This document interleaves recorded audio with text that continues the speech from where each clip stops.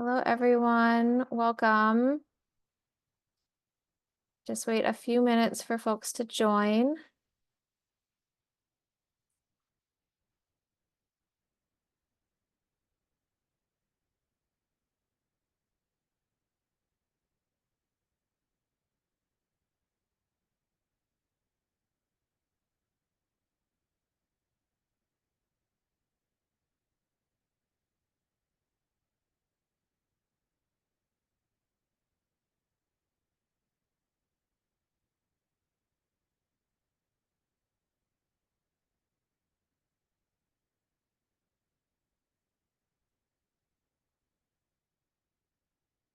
All right, so we're going to get started because we have some really interesting things to talk about today. I'm super excited to have everyone joining us. Okay,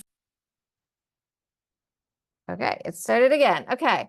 I'm super excited to have everyone here for our first webinar for the CURC 2025 webinar series. So thank you so much for taking your time for being with us today. Today's presentation topic is alternative framing of waste reduction and diversion.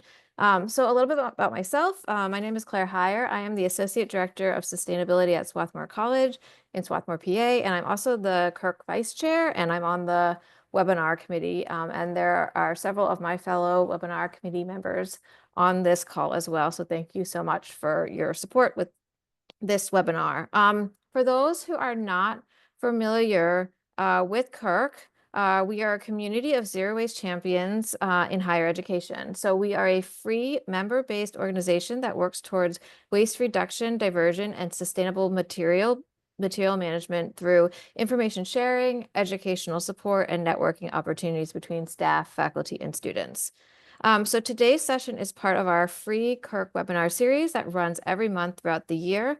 The webinar series is designed to highlight innovative campus or other organization initiatives and provide trends and perspectives on a broad range of operational and educational topics related to collegiate or just in general recycling and sustainable material movement. So a few housekeeping notes to go over. If you have any problems with your audio or video during the webinar, you can visit Zoom Support Center by visiting support.zoom.us. To avoid any background noise, we've placed all of our panelists' lines on mute, and we also encourage you to put yourself on mute for the session. And during the session, we encourage you to submit questions at any time by using the Q&A section to type us a note, and we will get to as many of the Q&As as possible by the end of the presentation. For any general comments or notes, feel free to use the chat function in the dashboard, and copies of today's presentation slides will be available to download, and the full recording will be available to stream on our CURC website after we're done with the presentation today. So I noticed that folks are putting some information into the chat. Yeah, feel free to introduce yourself in the chat. That's wonderful. And a huge thank you to Carly and Margaret and our webinar team at CURC, and also our wonderful panelists today. So moving forward, I want to take a moment to encourage everyone who hasn't to join the Recycle L listserv.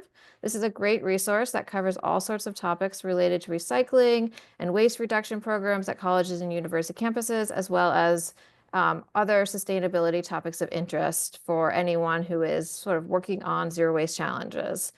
So subscription to Recycle L is free and open to anyone. You can just subscribe, use the link shown in the slide, and our tech support team will drop this link into the chat. So Margaret, maybe you could drop that in the chat for us. And you will see a button that reads ask to join group. And then once you complete this, you'll be able to post and respond to messages, as well as receive emails with messages from the listserv. And it's been really helpful. There's a lot of great questions and conversations that people have using the Recycle L listserv. So before we get into the topic for today, we'd like to introduce Clean River Recycling Solutions. They are our generous sponsor for our webinar series this year, and we will be watching a quick video about Clean River. So please bear with me as I transition to YouTube to show the video. Squarespace's creative tools let you And design a unique... Sorry, we have to watch a little bit of a YouTube ad, which I will now skip. And then turn our volume back on.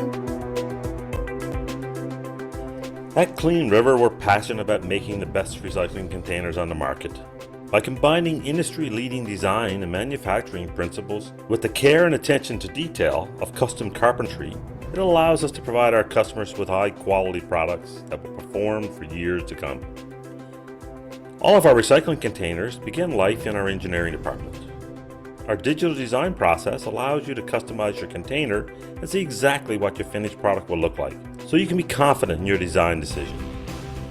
We use state-of-the-art CNC routers and a team of skilled craft people to ensure that your recycling containers are built to a high level of precision, with an attention to detail and quality unsurpassed in the industry.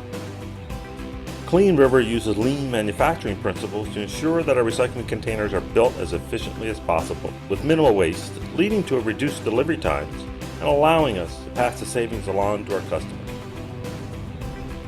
To reduce waste in our facility, Clean River scrap and offcuts are collected and recycled into new plastic lumber and other recycled products, contributing to our 97% diversion rate. Customers who have recycling containers that are at the end of their life can return the bins to us, where we will break them down and recycle them, completing the cradle-to-cradle philosophy. To learn more about Clean River's full line of high-quality recycling containers, visit our website at www.cleanriver.com. Great, so thank you all so much. I'm just gonna make sure I get this up and ready for everyone. Sorry, I'm gonna just do a quick transition. Stop sharing for one quick section, and then just make sure I'm back up with the right slides. Screen share again. Okay, great. Can everyone see that? Perfect. Okay. Wonderful. So thanks again to Clean River Recycling Solutions for their wonderful sponsorship. Without further ado, I'm super excited to present our webinar panel for this year, this webinar. We are excited to have a very insightful and practical webinar that will discuss methods for waste reduction that can lead to achieving goals beyond diversion metrics. This webinar will showcase examples of how influencing behavior change and the language, perceptions, and motivations around waste disposal can support waste reduction. Additionally, it will highlight programs that are focused on reuse and repair, create circular pathways for waste management, showing how programs that do not solely focus on diversion metrics are invaluable to achieving broader zero waste goals. So this webinar is ideal for all of you sustainability and waste professional folks, facilities managers, communication people, and anyone interested in expanding their knowledge on this topic. So without further ado, excited to introduce our first presenters today are Kelley Dennings and Malia Becker from the Center for Biological Diversity.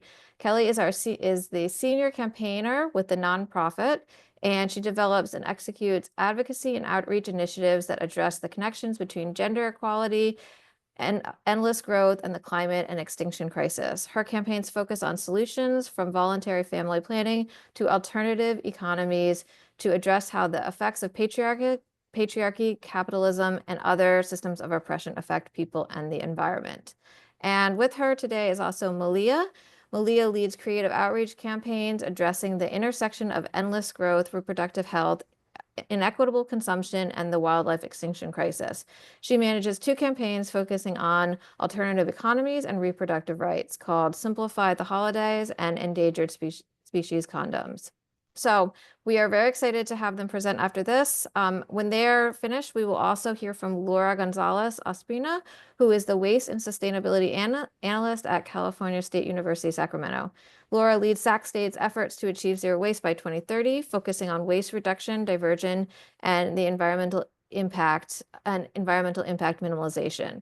She has spearheaded the campaign the Campus Zero Waste Plan, launched Hornet Reuse, an app for waste reduction through item exchanges, and played a pivotal role in the innovative Waste to Watts program, which converts food waste to energy via an anaerobic digester. As chair of the Zero Waste Campus Council under the California Resource Recovery Association, Laura champions waste reduction statewide while mentoring future sustainability leaders. So at this point, I'm going to stop sharing and pass things over to Kelley, who will start off the rest of our presentation.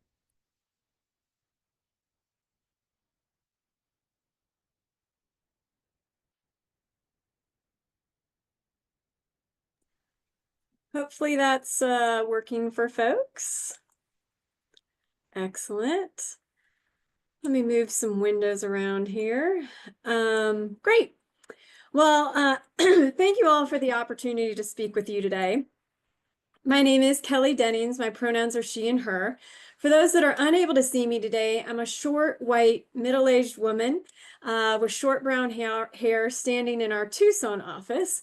But I want to acknowledge that I normally work from stolen Indigenous Seminole, Timucua, and Muskogee land, where many individuals face displacement and suffering and hope one day they receive restorative measures.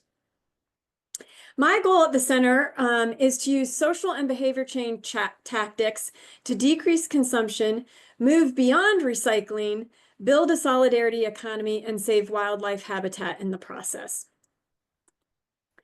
So first, a quick introduction about the center. We are a national nonprofit conservation organization that works through a combination of science, the law, activism, and creative media to protect wildlife and the wild places they need to thrive. So on the screen, you're seeing all of our different programs. So I'm going to start with a few statistics that I'm sure are not new to this group, but they set the stage for why we need to focus upstream on reduction. So the average American has an environmental footprint 60% larger than most Europeans and nearly 700% larger than the average person in most African countries. This EPA graph not only shows that we generate twice as much waste now as a person did in 1960, but we have more people in the United States making double the waste. So for us to make any progress, we need to consume less per person. So as a change agent, I work through various disciplines to get to impact.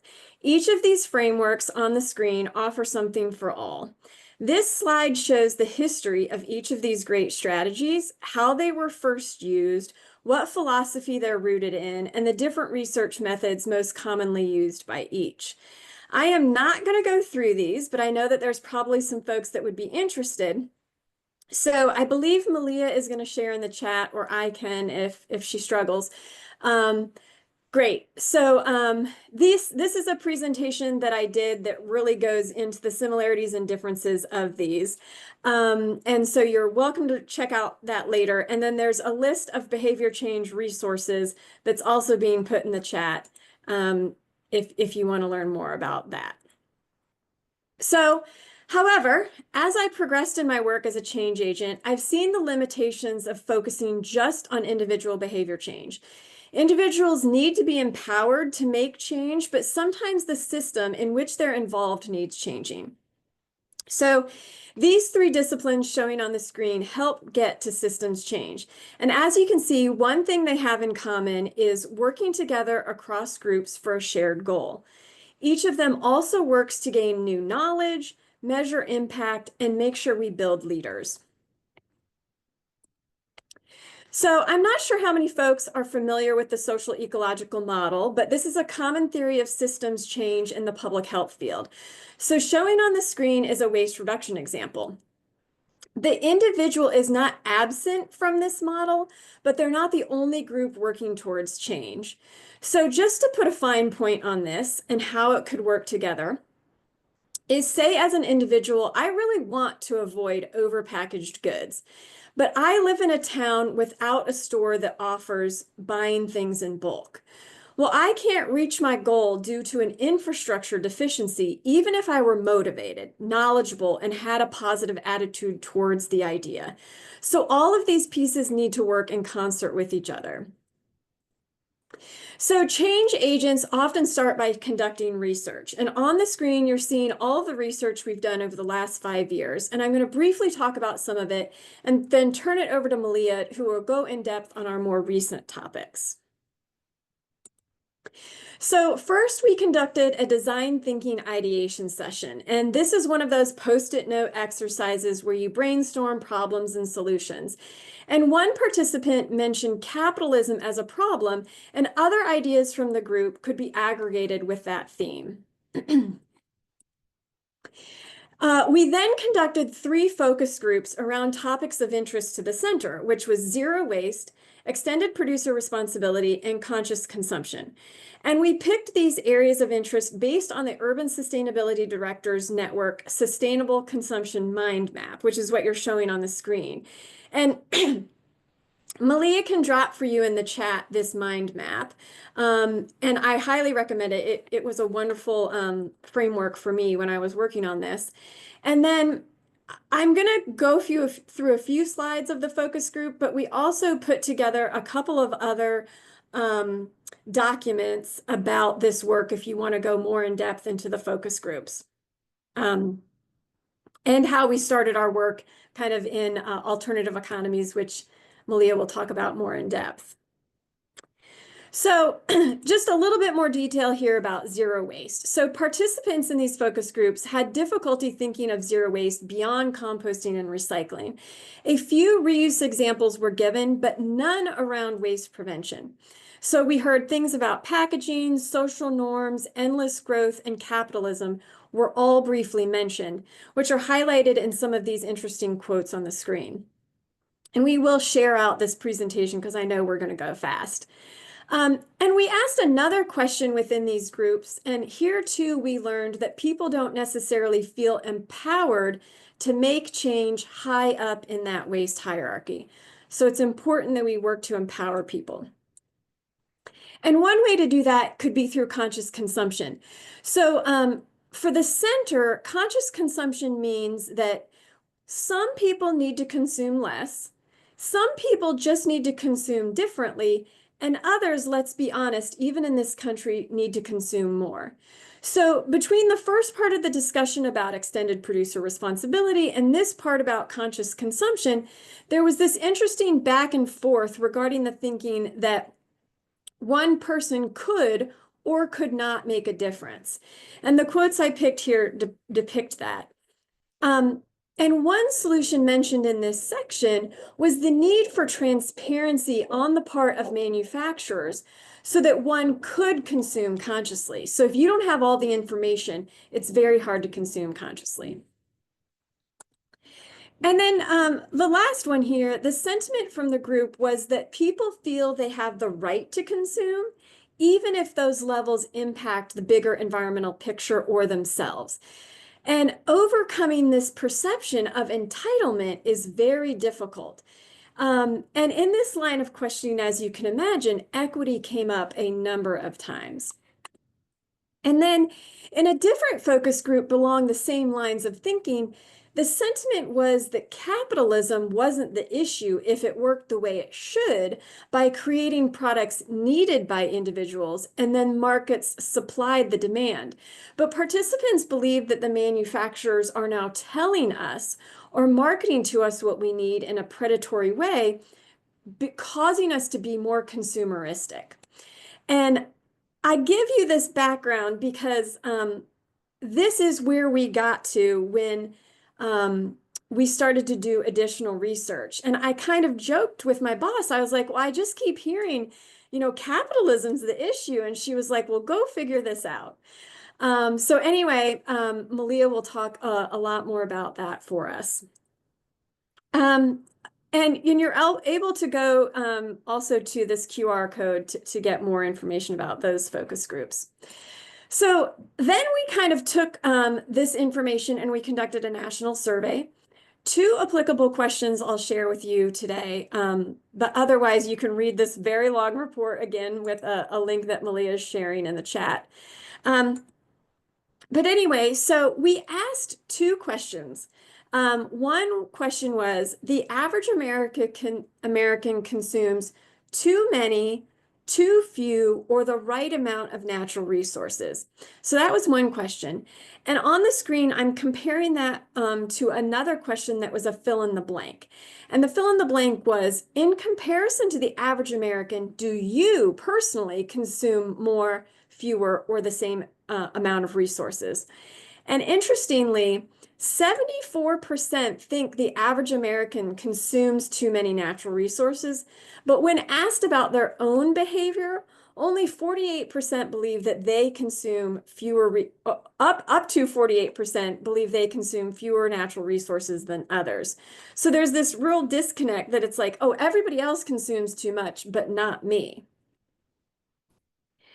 And then we asked people about their current behaviors and their willingness to change behavior. So 67%, and this was a national survey, 67% are currently reducing their personal consumption or have in the past, and 82% were willing to reduce their consumption, but 31% needed more information.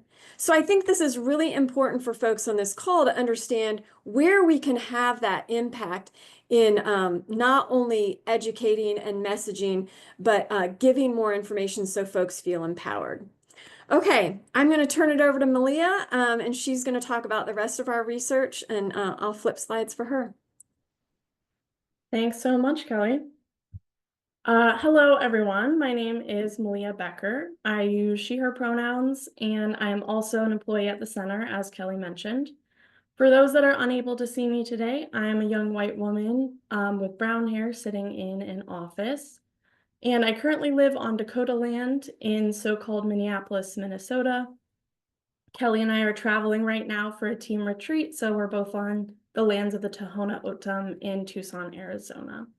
And I'm also a McAllister alum, so I was happy to see some mention of that in the chat.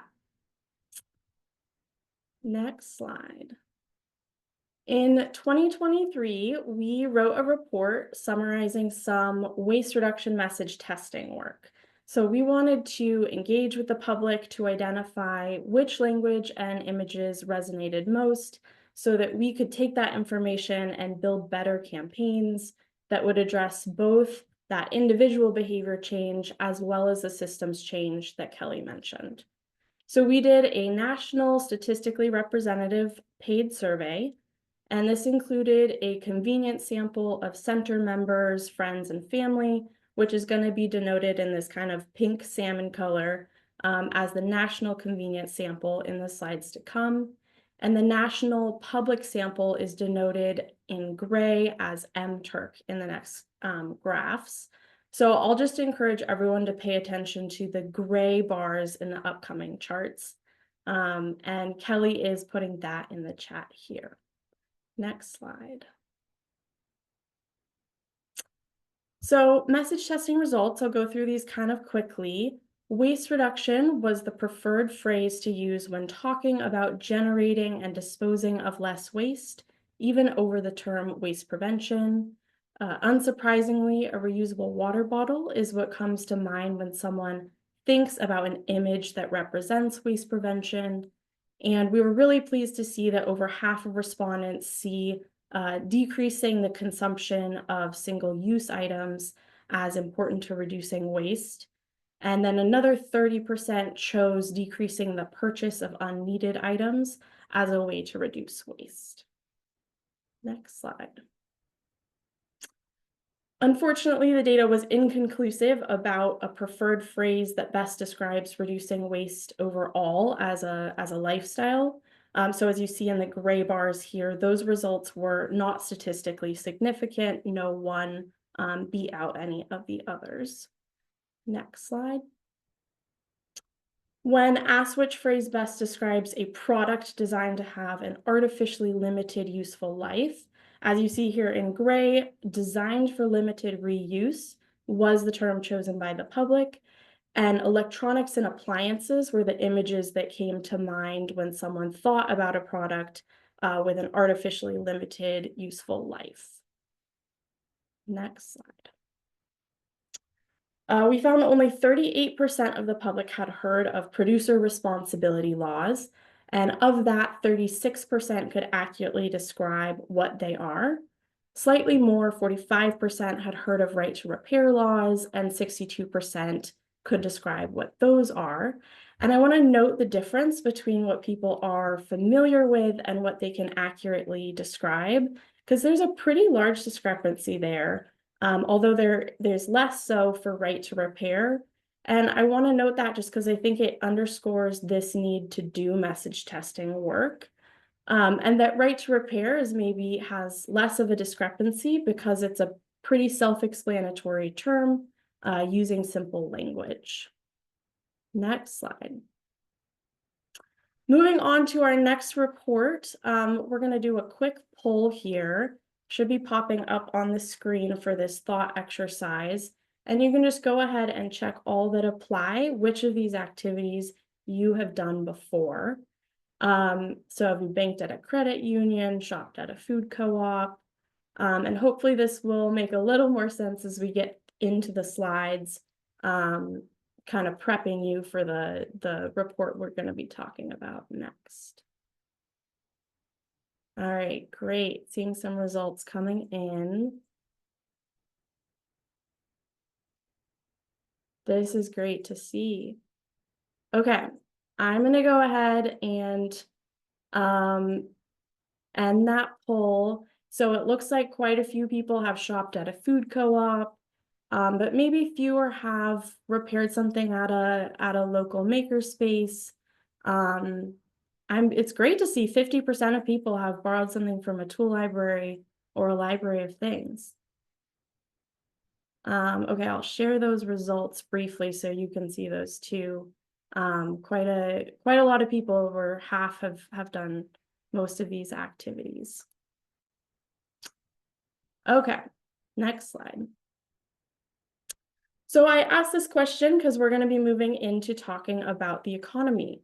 Many folks on this webinar are probably familiar with the circular economy, where we're trying to transition from that linear economy of take, make, use, and then waste, and incorporate things like sharing, reusing, repairing, recycling. Or maybe you've heard of regenerative economics, which focuses on Earth's resources providing goods and services that contribute to our well-being. Or the steady state economy, which tries to keep constant our use of natural resources and the number of people using those resources.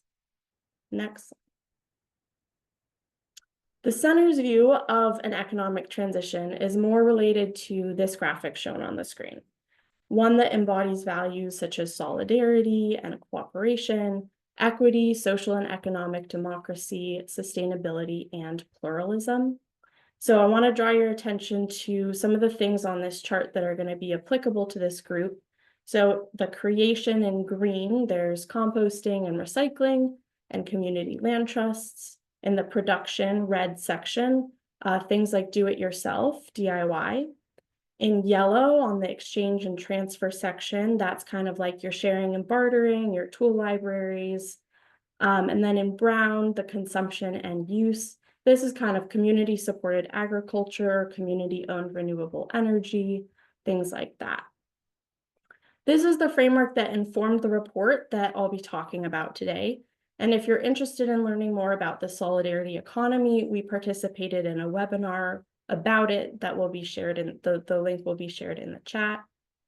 So as Kelley mentioned, as we continue to do this research on waste and consumption, the issue of market capitalism kept coming up and being identified as one of the oppressive systems harming people and the planet. However, folks find it pretty difficult to think about what's beyond the system that seems so ingrained in our lives and is kind of seems like it's just the way things are. And we want to change that. Next slide. So in 2023, the center conducted a national random representative survey to get a sense of the public's existing knowledge of alternative economy principles and their willingness to engage in community level actions. And a link to the full report will be put in the chat as well. So our goal is to expand existing systems of community ownership and solidarity, promote the skills and values of an economy that is for both people and the planet. And these alternative economy values embody the belief that the needs of people should be prioritized over the endless pursuit of profit. I want to note also we're using this term alternative economies to refer to the multiple varied approaches, practices, policies throughout the life cycle. So extraction, manufacturing, retail, labor, and consumption that differ from our present economic system. And we note that because effective transformative organizing is going to require this commitment to pluralism and a variety of different frameworks, leading us to a resilient and sustainable economy. Next slide. As an organization working on this topic, it was important for us to understand which term to use to describe this economic transition. So we did ask a question about that, and unfortunately, none of the terms blew any other out of the water. However, over 75% were familiar with these terms, but 1/3 of respondents said they'd be comfortable using them in conversation. So again, we're seeing that discrepancy between familiarity and comfort describing. Next slide. The thought exercise we started with kind of alluded to this question. We asked folks which activities they're familiar with, shown in light green, supportive of in the stripes, and are currently doing or have done in the past in dark green. And this audience might be particularly interested in the do-it-yourself and sharing activities, which almost 100% of respondents were familiar with. 70% of respondents had or were supportive of, and around 1/3 were currently doing or had done these activities in the past. Next slide. This next question sought to learn which activities respondents were willing to engage in and which they needed more information on. So let's take repairing an article of clothing as an example. The results suggest that over 45% of respondents are willing to repair an article of clothing, but about 1/4 of respondents need more information about how to do so.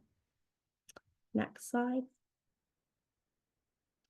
In summary, the survey showed respondents are knowledgeable about alternative economy practices at that local community level, but many face barriers to participation.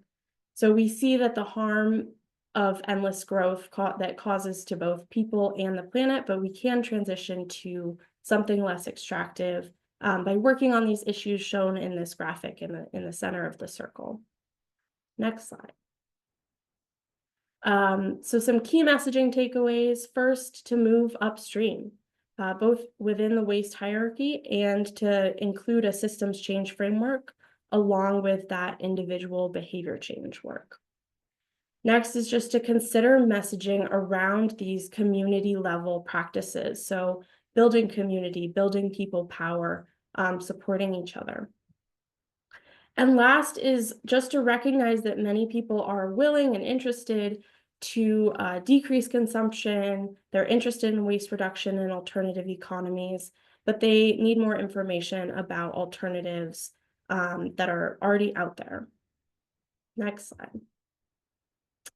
To conclude, I really hope you'll join us in this movement. On screen, you're seeing a lot of our current projects related to this work.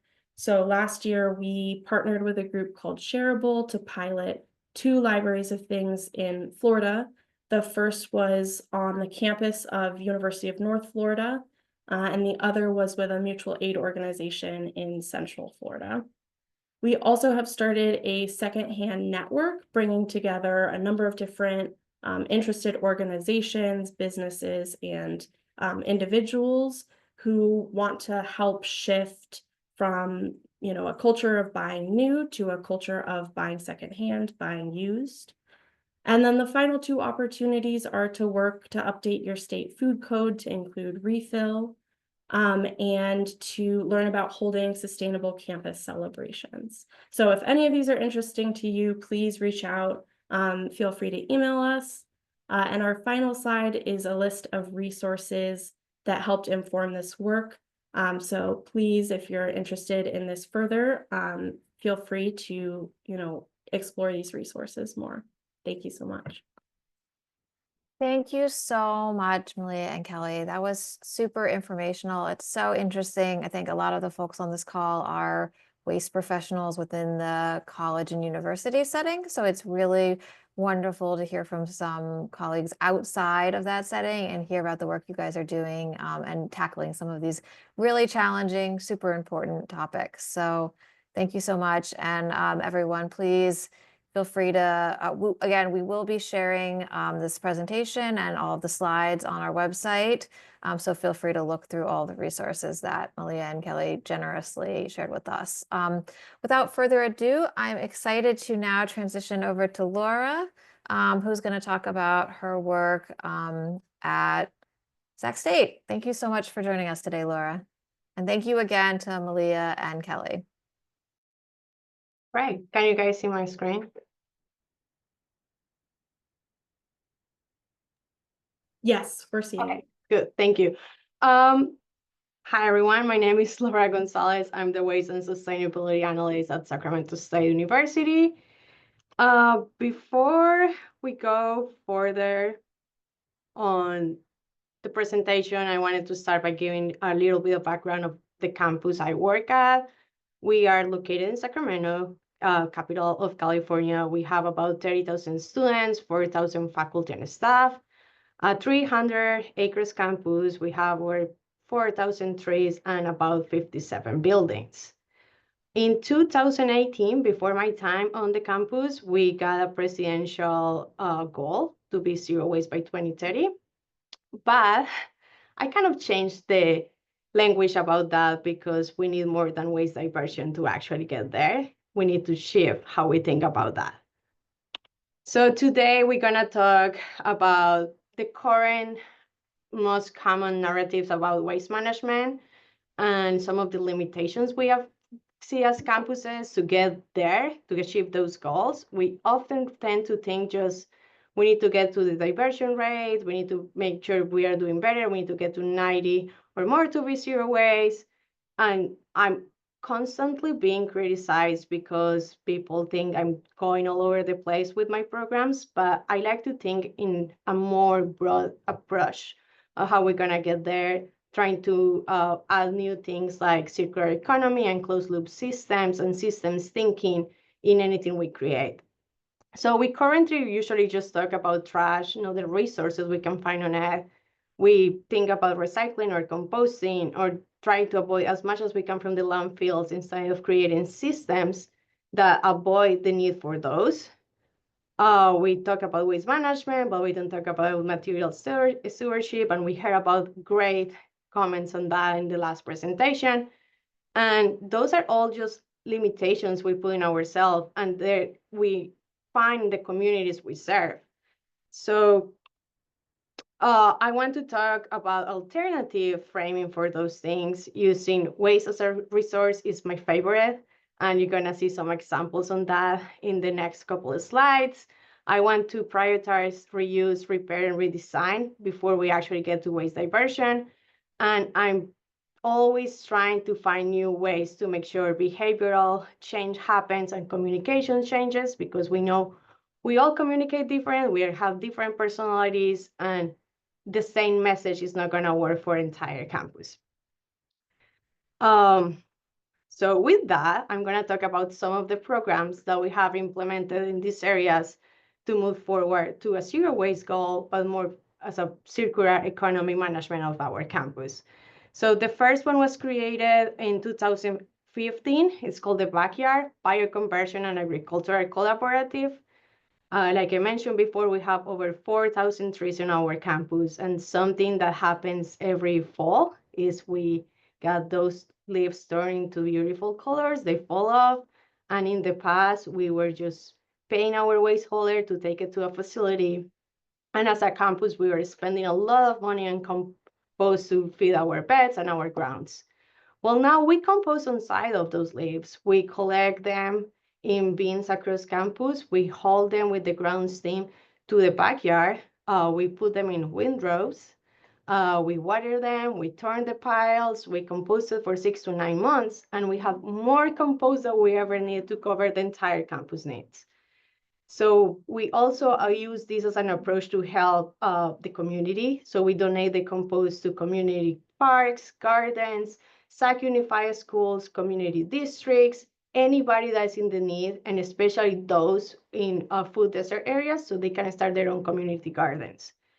And from there, we keep growing in different programs that we're using materials from campus to get new sources of things we need. So we have a vermicompost bin that will collect all the coffee grounds from the 7 coffee shops on campus. We feed it to the wards with some of the pre-consumer food waste from other eateries, and we use the worm cast as a soil amendment in the garden that we grow fruits and vegetables for our students and donate it to the campus food pantry. Recently, we added my favorite one, and that's the picture of me everywhere and standing in front of a biodigester, an anaerobic biodigester. And this is a very controversial topic in campuses. It doesn't work for everyone, but it works for us. And I have worked to showcase to the students, to the campus, to the faculty we have as a research, that it can be a great resource. So in a large campus, we have very large events, and those events generate a lot of food waste, no matter how much we do, how much we donate. And we also need a lot of electrical power to support the events, and we use gas generators, which goes against our campus goals to be carbon neutral, but also our zero waste goals. So with the digester, we use all the pre-consumer food waste from the kitchen for the event, and anything we cannot donate at the end of it, because we collect every day, and we run it to the anaerobic biodigester that generates gas in the form of methane. We actually purify it in place. We run a generator on methane, no gasoline, and power a power bank that we use to power some of the equipment we need for those events. That way, we avoid the uses of gas-powered equipment. We use the waste we created at the event, and it's another great opportunity for a closed-loop system. And I really think it's one of the best solutions out there, but we keep ignoring it because it has gas close to it. But it shows case, again, some of those circular movements, and we gonna have waste no matter what, and we can use any single time of program to make sure we're moving forward on using that as a resource. Later on, I'm gonna talk now some of those reuse and before recycling programs, and usually my little, we have a name here, has a little tag that says reuse is better than recycling. So we have a surplus program in place for many, many years, but it hasn't been used for the campus. It was only trying to sell software, and we just found that was a lot of good stuff storage without being used, and we are spending a lot of money as campus trying to buy more furniture and office supplies in a daily basis. So we start looking at this, and we come up for an idea of how we can make this the easiest, the more easiest way to someone as me or as any other worker to find what we need without going out the way, without going all the ways across campus to check the warehouse, without having to spend more or less time than going shopping online for the chair I need for my desk. So we come up with an online Hornet surplus store. We have access through our employee login in the campus, and anybody can sign for it. We actually have proof that it's so worth it that everybody that works in the administration and business side of the campus is now required to go there before go and buy something new. And in about a year, we have 800 plus members of the 4,000 employees that have joined the program. We have more than 600 reused items that help us to divert about 31 tons of waste. And we also have very significant financial savings. So this is, again, reusing before recycling, seeing waste as a resource and not as the end product. With that, we are also working to launch very, very soon the Hornet Reuse, which goes a step further in the same concept. This is an app for every single member of the campus, student, faculty, and staff, and it works as a marketplace, but everything is for free. That way, students can find things without getting the burden of buying things for their campus success, that reduce inequalities, reduce waste, reduce emissions, and also help them to be successful. We not only have a program where you just go and shop, you can also request items. We had a pilot in 2022, and we proved the concept that students needed, and we saw amazing connections between the campus. As staff members, we often don't get the opportunity to talk to students in a one-on-one basis. So these type of programs where a student is actually looking for materials for a project, or, sorry, my mom was calling me, materials for a project, or is in need of a printer or a cell phone or a new computer to be successful, and we might have that in the garage store somewhere, we can able to donate that to the student and make sure things are moving instead of going into waste. And in the last part of my presentation, the last kind of items I want to show is using technology and using behavioral change in many ways to make sure we are successful and getting the students to learn how to sort their waste properly if we don't have a solution to be reused, but also taking the responsibility on them and not on the system. It's not because it's complicated, we're gonna sort it at the end, or because we just have a lot of contamination, so deal with it. So we have Oscar, which is an AI waste bin that you point things to it on a camera, like I was in my camera, and it helps you to learn how to sort the waste. Also give you different messages through the periods where you are not showing at it, like recycling is more important, or paper towels are compostable, please don't put them in the trash, or any kind of advertisement we have to add to get the campus interest. And we have a video game that is part of our waste training for the employees, but it's also open to any member of the community. It's in our website, and you can just play a game, sorting waste, and you get a certificate at the end that then can help you get prizes and some other things. So with that, I just really hope you have some ideas on how we can make an impact by changing behavior and changing the way that we think about waste, creating circular systems, closed loop practices, and using what we found on campus as a resource, not as waste. All right. Well, thank you so much, Laura. I'm going to just share a couple questions that we got. Then there are some, the first one I want to ask is for our first presenters. The question is, I was surprised to see that the general public and the convenient sample chose different phrases for items designed to break. As a waste professional, I'm familiar with the planned obsolescence, but the general public chose design for limited reuse. What did your team think about this difference? So maybe if Kelley and Malia, you could answer that question. Laura, if you would be able to kind of go down to the chat box, there's quite a few questions, the Q&A box, there's quite a few questions in there for you about your biodigester. Malia, do you want me to take this? Yeah, so Malia described how there were two samples, and the random sample was a paid random sample. So the general public is what I would call them. But we simultaneously did a convenient sample, which what I would call friends and family. So that was me sending it to other sustainability, excuse me, I can jump in. Yeah, it was sending it to other contacts that we had or other folks that work within the environmental or sustainability realm. So to answer your question specifically about, the public choosing designed for limited reuse versus I am also more familiar with the term planned obsolescence that you mentioned. I think and I think the reason why is probably that, working in sort of consumption spaces, waste spaces, planned obsolescence is perhaps one that's more familiar, and at least for me was really popularized with work the story of stuff did.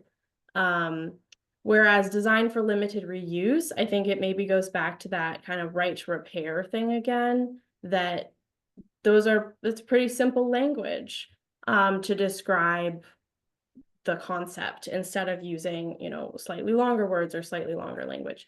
That is just my intuition. I don't know, Kelley, if your coughing fit is over, if you had anything to add to that. No, I will just say that I think it was more clear about what we were trying to get at versus planned obsolescence. Excellent. Thank you so much for that. So another question that we have is for Laura. This question is, one big issue that we have on our campus is admin support for funding and projects.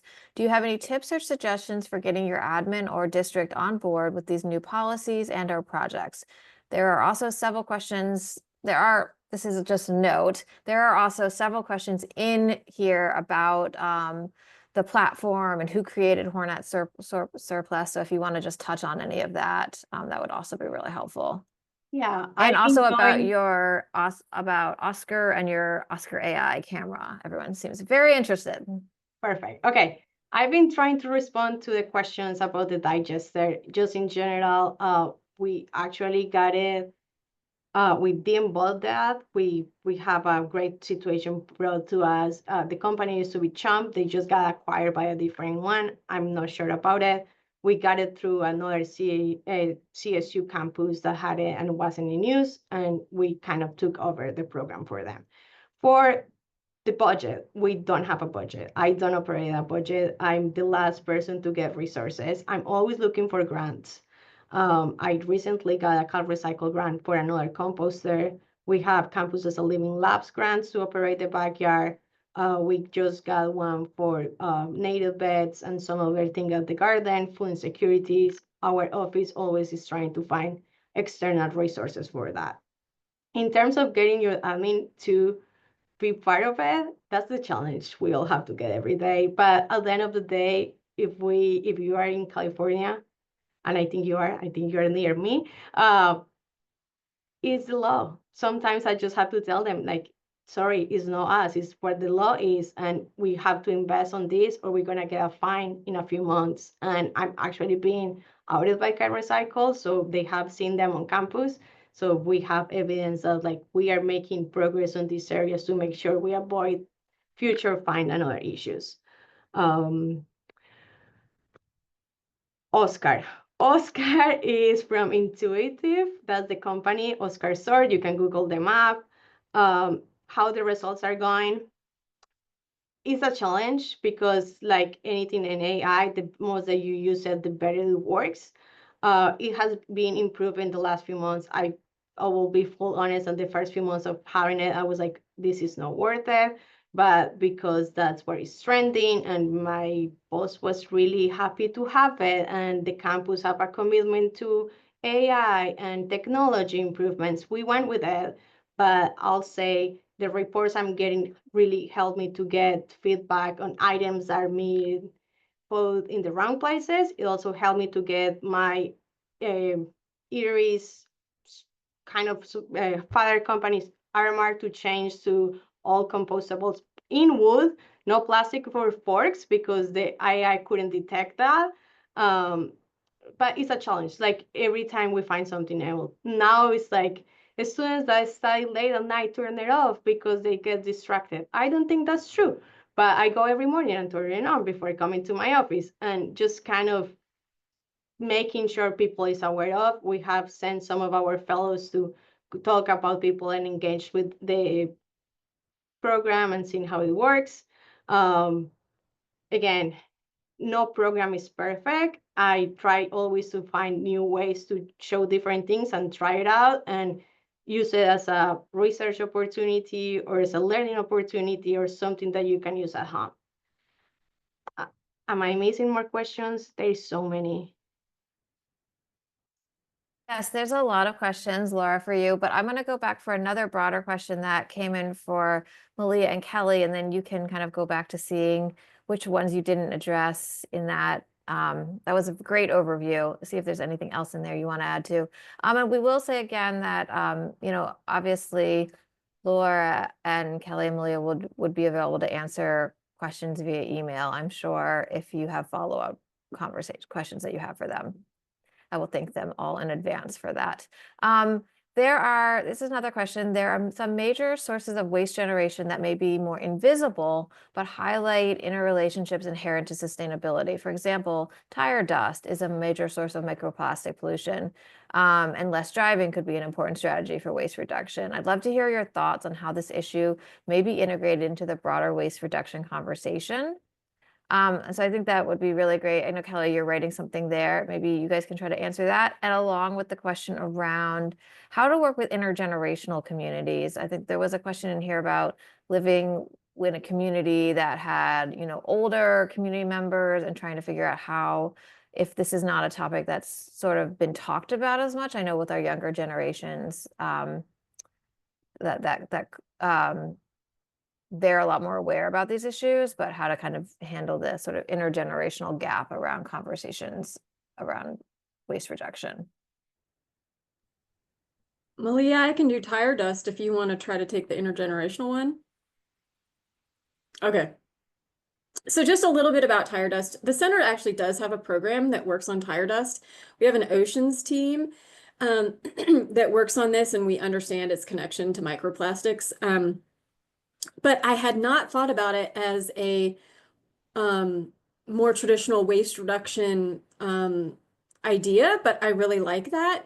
And I will say there were some other questions in here about writing plans for waste diversion and things like that. So I think it would be a wonderful idea to include that kind of transportation link in a waste reduction plan. Malia and I do some work around climate action planning, even at the university level. And but I know some of those are more like sustainability plans than climate plans, or they're a little bit merged, but I actually really kind of like that idea of including that. But the center definitely identifies that as an issue related to microplastics. And I will say one other thing in here, there was some questions about funding. So while I have the floor, and then I'll turn it over to Malia. We did do this University of North Florida Libraries of Things, and it was really economical, y'all. So the dorms at the University of North Florida were already letting residents borrow brooms, plungers, and maybe one other kind of cleaning item. And so we got center members to donate other items, and we're talking really small things from like cell phone chargers to pots and pans that are part of this library of things. And so they already had a check-in and check-out system for the brooms and the and the plunger, that we just added our material to the check-in and check-out system. And it was done really economically because the infrastructure was already there on campus. So anyway, wanted to try to check that box too. Over to you, Malia, if you want to try to answer the intergenerational. Yeah, I'll jump in really quick. I know we have little time left. I think this is a really good question about intergenerational efforts and how to get people of all different ages to participate in waste diversion.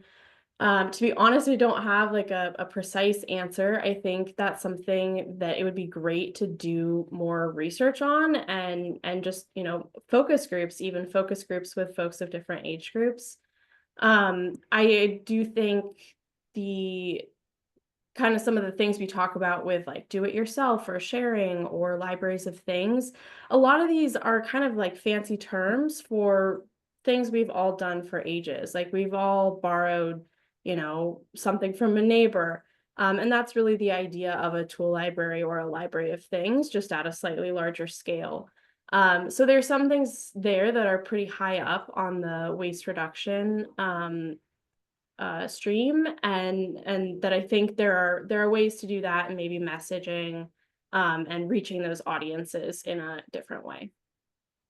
Yeah, thank you so much for that. I think what I meant that there's sort of a disconnect is I think that a lot of these practices are maybe inherent to some of our folks from, you know, an older generation. They might not have the same terminology of the use that some of our younger participants do. So thank you for talking about that. I'm going to just close things out really quickly because I know that everyone is ready to move on to their next activity of the day. I just want to let folks know that our next, bring this up nice and big, that our next webinar will be on April 10th. It's going to be about climbing the Move Out Mountain, effective programming for managing move out waste. So we hope to see you all there. There'll be more details and a registration link sent out. Also, if you ever have an idea for a webinar that you would like to share with us, please just submit us a proposal at www.curc3r.org and we will reach back out with you. So with that being said, I would like to thank everyone again for their participation, and thanks to our presenters, Malia, Laura, Kelley, and our CURC team. Thank you all so much. Have a wonderful rest of your day.